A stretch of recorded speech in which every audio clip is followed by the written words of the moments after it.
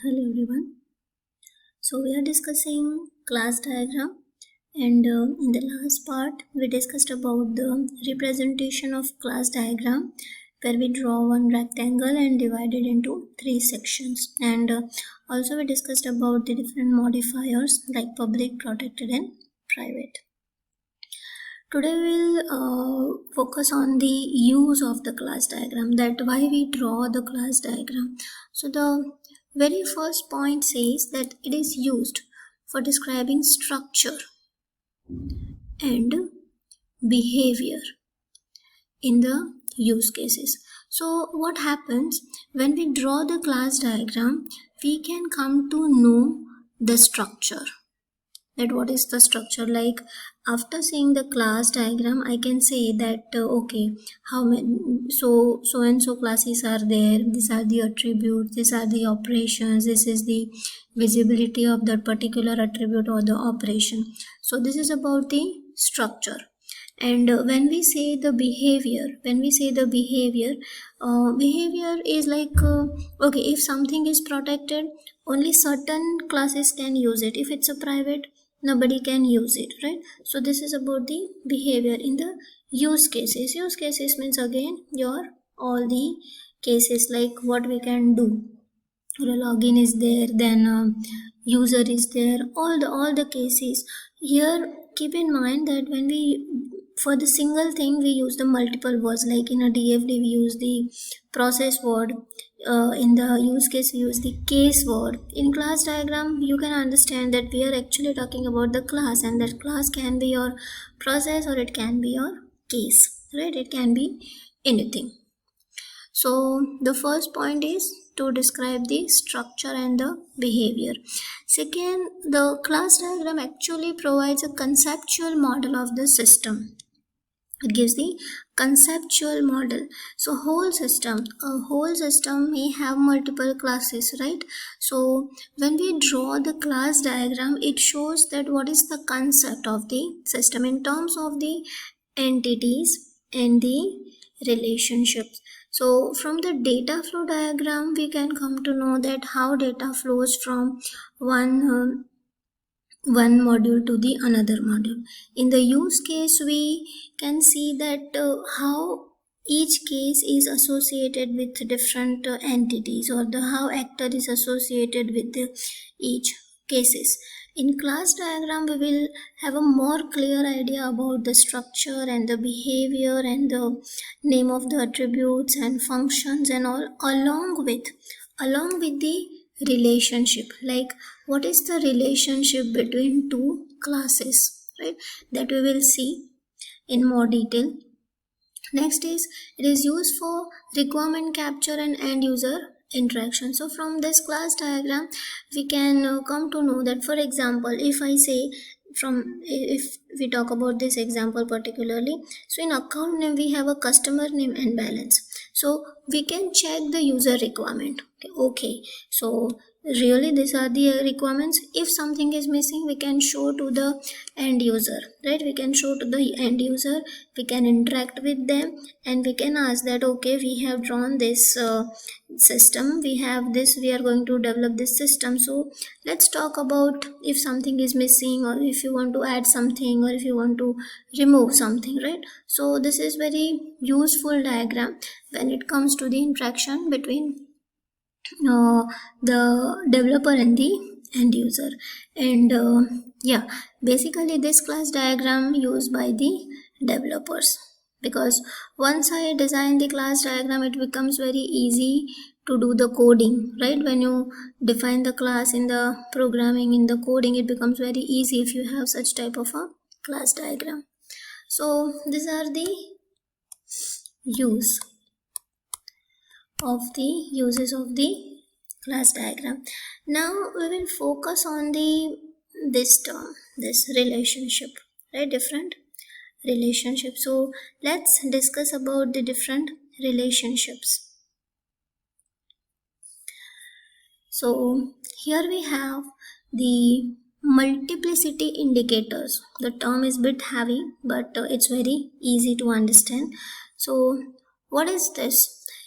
This multiplicity indicators indicators are useful to depict the relationship between two classes. For example, if I say that I have two classes, person and a car. So what can be the relationship? What can be the relationship between this? Okay, can I say that one person may have multiple cars? One person can have multiple cars? Yeah, it might be possible. Okay, now let's talk in reverse. One car can be owned by multiple people. Like if there is a one car, but I can say that me, my brother, my parents all are using the same car. In that case, we can say that yeah, one car can be owned by multiple people.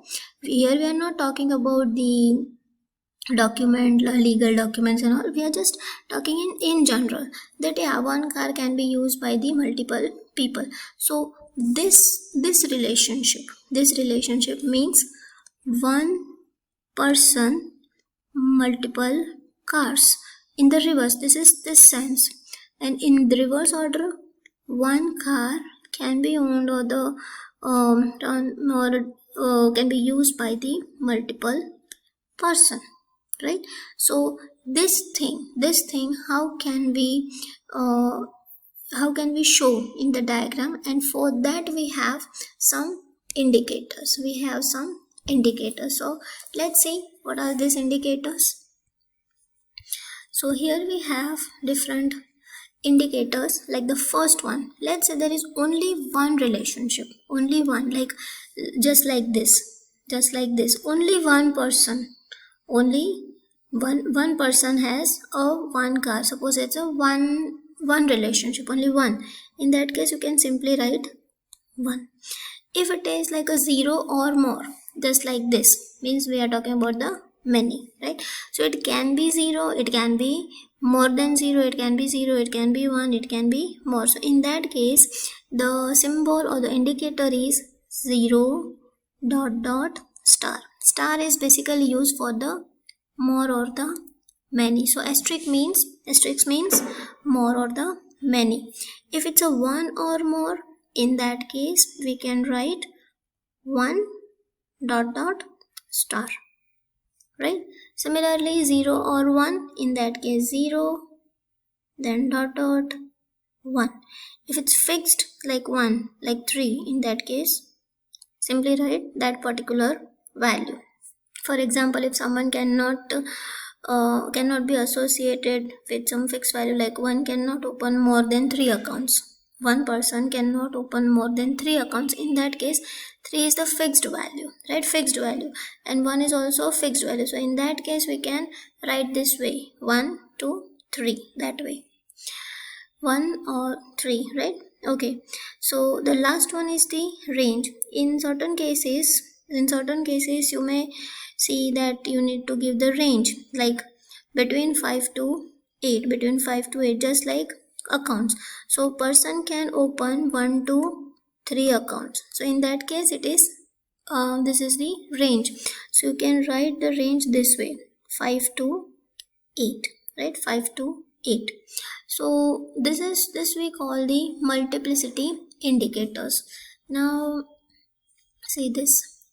If I say the person is the class and the car is another class, in that case what happens? One or more people,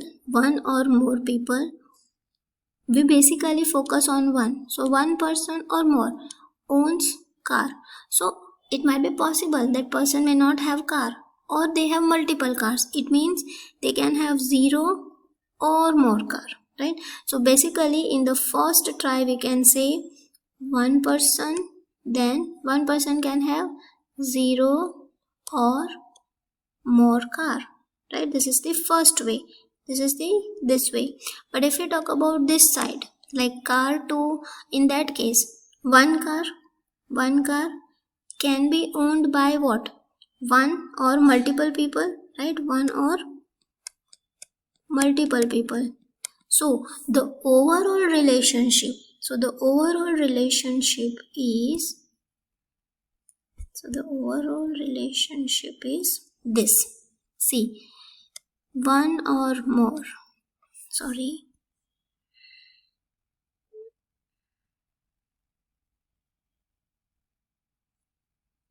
So one, right? Okay. So one or more. We are talking about the overall relationship. Okay. One or more. And what is this side? This one can be somewhere over here. So it means overall relationship is 0 or more. So finally here we can say that the person and the car have this relationship. One or more to 0 or more. So this is the final relationship or the actual relationship between the person and the car class. So this is about the multiplicity indicators that you can use in your class diagram. We will understand how to draw this type of relationship, how to draw the class diagram in the next part with one example. So that's it for this session.